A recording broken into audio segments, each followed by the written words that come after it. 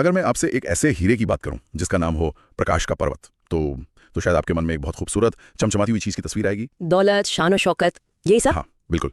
लेकिन क्या हो अगर मैं कहूं कि उस हीरे की कहानी वो असल में खून, सियासत, धोखे और एक भयानक श्राप से लिखी गई है। और ये कहानी किसी एक देश या एक सल्तनत की नहीं, बल्कि सदियों और महाद्वीपों में फैली हुई है।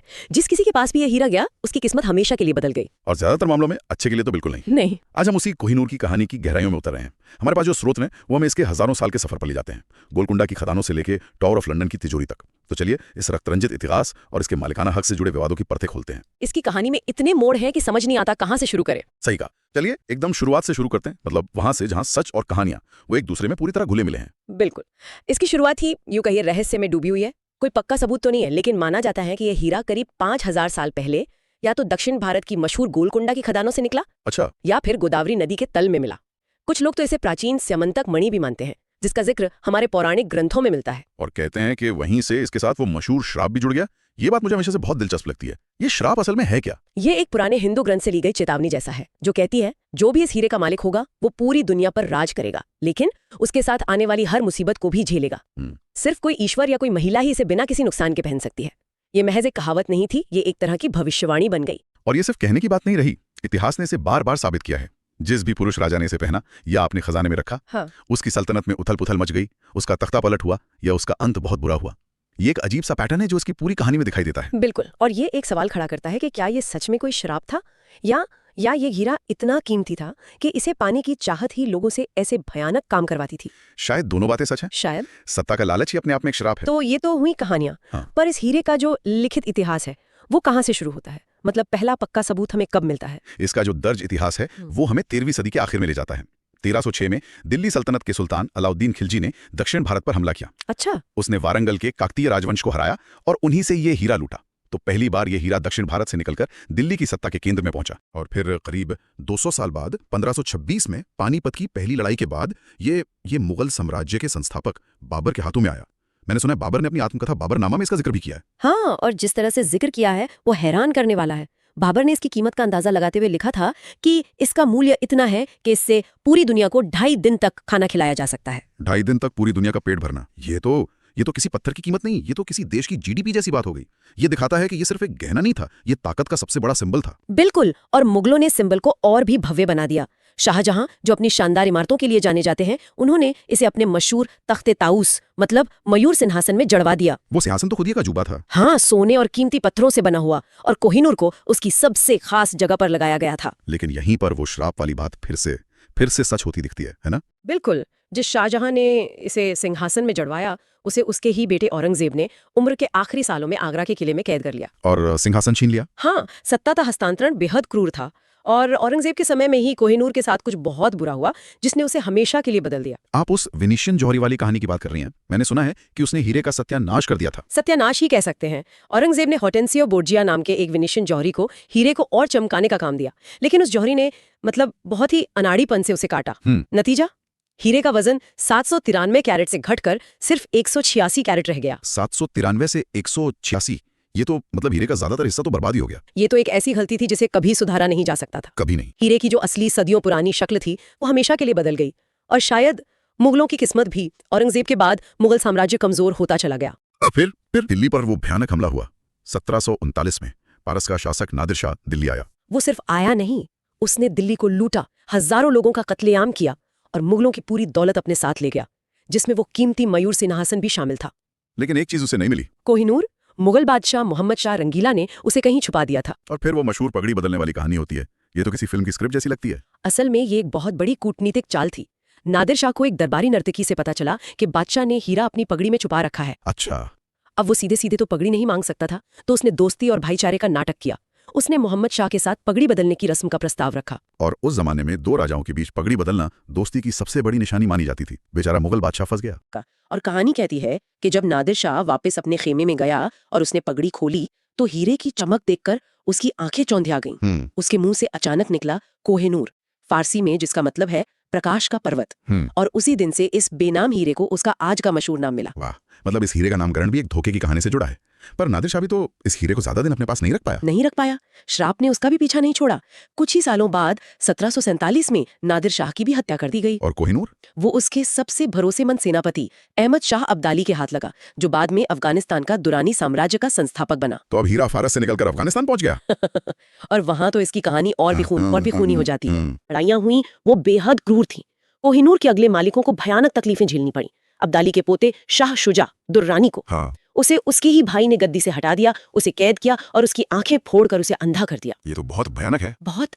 अपनी जान बचाने के लिए अंधा हो चुका शाह शुजा किसी तरह कैद से भाग निकला और वो कोहिनूर लेकर लाहौर पहुंचा, महाराजा रंजीत सिंह के पास। हाँ, जहां उसने सिख साम्राज्य के महाराजा रंजीत सिंह से पनाह मांगी। और इस तरह कोहिनूर एक बार फिर भारतीय उपमहाद्वीप में वापस आ गया। महाराजा रंजीत सिंह शेर पंजाब, वो तो इसे बड़े चाव से पहनते थे। उनकी कई तस्वीरों में वो इसे अपनी बाह पर पहने दिखते हैं। लेकिन उनके बाद सिख साम्राज्य का क्या हुआ? वही कहानी फिर दोहराई गई। रंजीत सिंह की मौत के बाद सिख साम्राज्य अंदरूनी लड़ाइयों और साजिशों में फंसकर कमजोर हो गया और इसी का फायदा उठाया ब्रिटिश ईस्ट इंडिया कंपनी ने। और यहाँ से कहानी का सबसे विवादित मोड़ शुरू होता है।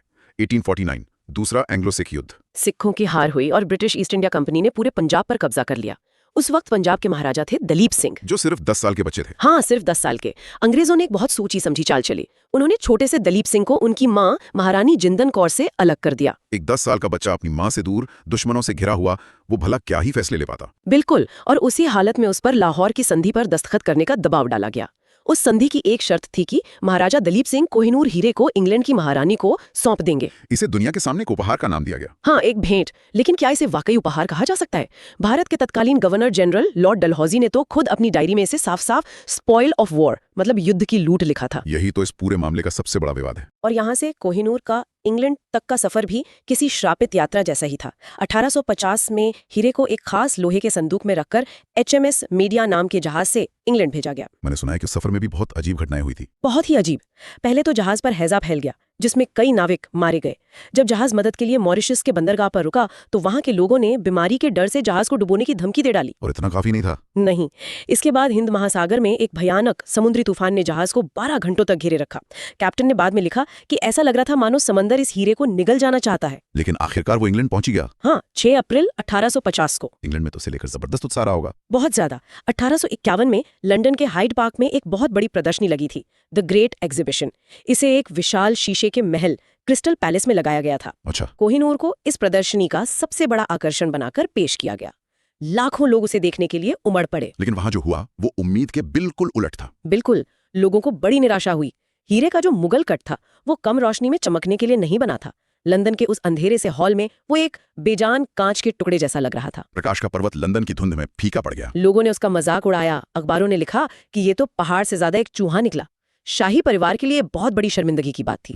इस वजीहत के बाद महारानी विक्टोरिया के पति प्रिंस एल्बर्ट ने फैसला किया कि हीरे को दोबारा काटा जाएगा ताकि उसमें यूरोपीय हीरो जैसी चमक आ सके। और ये शायद हीरे के इतिहास की सबसे बड़ी त्रासदी थी। हाँ, क्योंकि इस प्रक्रिया में हीरे की पहचान ही मिटा दी गई। 1852 में एम्स्टरडैम के मशहूर जौहरी कॉस्टा डायमंड्स को ये काम दिया गया।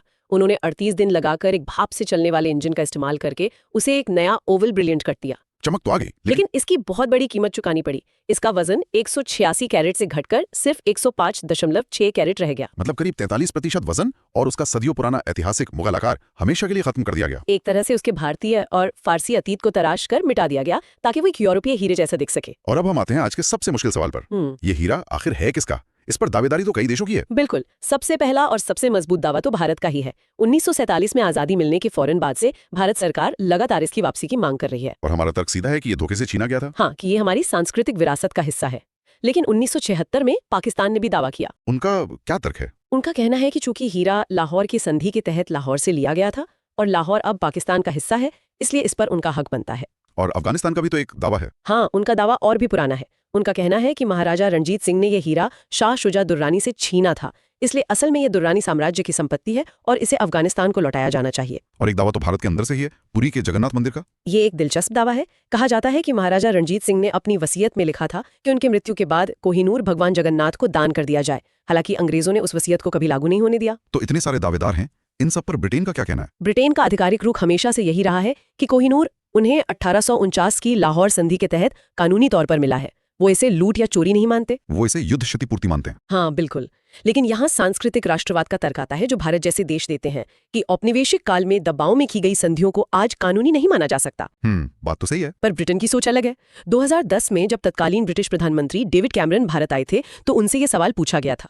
उनका जवाब बहुत कुछ साफ कर देता है। उन्होंने कहा, अगर हम हर उस चीज को लौटाने लगें जिसकी मांग की जा रही है तो एक दिन ब्रिटिश म्यूजियम खाली हो जाएगा। मतलब साफ है कि उनका इसे लौटाने का कोई इरादा नहीं है।